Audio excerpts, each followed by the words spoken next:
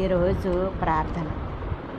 యెహోవా కెరూబుల మీద నివసించుచున్న ఇశ్రాయేలు దేవ, భూమి ఆకాశములను కలుగజేసిన అద్వితీయ దేవ, నీవు సకల లోక రాజ్యములకు దేవుడవై ఉన్నావు తండ్రి. స్థలమందు చేయబడు ప్రార్థన మీద మీకు అనుదృష్టించండి, మీ చెవులు ఆలకించండి. ప్రార్థనకు తగిన ప్రతిఫలాన్ని మీరు మాకు అనుగ్రహించండి. మీరు మమ్మల్ని నిశ్చయముగా ఆశీర్వదించి ఉన్నారు, మా సరిహద్దులను మీరు విశాలపరచి ఉన్నారు. మీ చేయి మాకు తోడుగా నుండ దయచేసి ఏ కీడును రాకుండా తప్పించండి ప్రభువా. నశించిపోతున్న వారిని రక్షించండి, రక్షింపబడిన వారి చుట్టూ మీ కాపుదల కంచె వేయండి.